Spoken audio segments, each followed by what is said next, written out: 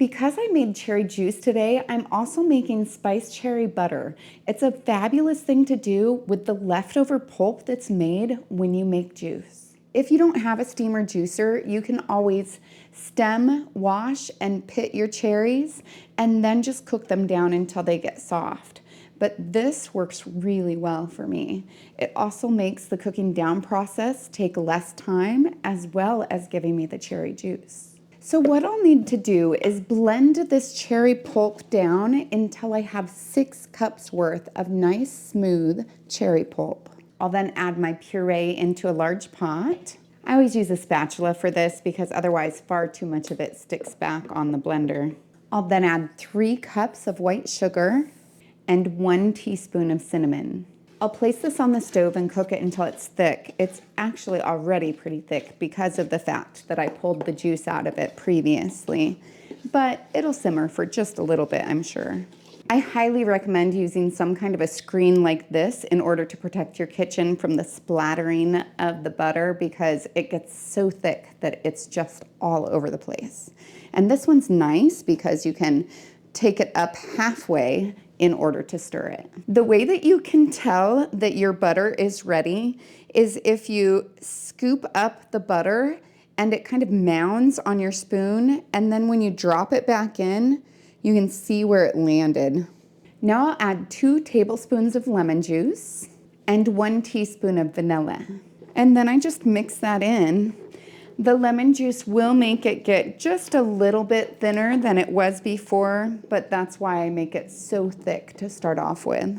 I'll fill my half-pint jars up to 1/4 of an inch of headspace, which is the space from the top of the food to the top of the jar. It really is a lovely thickness, and it smells so good. I really like the butters because they're a little less sweet than the jams, but they also have those really fun spices to them. A lot of times it's the warm spices like clove or the cinnamon like this one has. And then of course that vanilla just kind of puts it over the top. I'll then use a clean damp cloth to wipe off the rim of my jars. This is just so that if any of the butter got on the rim, that it won't interfere with the seal. Then I'll place my lids and rings on until they're fingertip tight. These lids are made by an American company called Superb, and I actually really like them. I decided to affiliate with them just because they have such a deep seal at the edge, as well as a really good coating that keeps it from rusting. That's really important for me because I store my items down in my root cellar, which has just a little bit more humidity to it. There's a link and a 20% off coupon code in the description below. I'll process these in the boiling water bath for 10 minutes if I'm at sea level. I'm at 1,200 feet, so I'll do it for 15. But I won't start my timer until after it begins to boil. Now that the processing time is done, I'll turn off the heat, remove the lid, and let it cool for 5 minutes. I place the jars on a heat-resistant surface anywhere from 1 to 2 inches apart so that they can cool down quickly. I'll allow them to rest for 24 hours so they can get a good seal.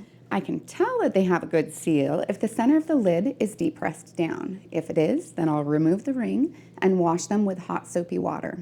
And then I'll store them in a cool, dry, dark location and use them in the next 1 to 3 years.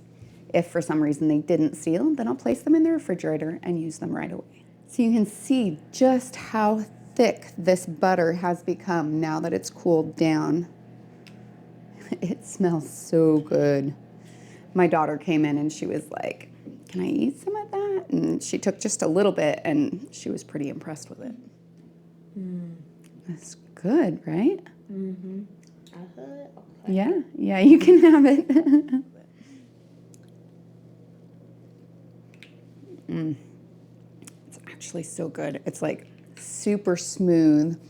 And then it's got the vanilla and the cinnamon in there with that cherry flavor.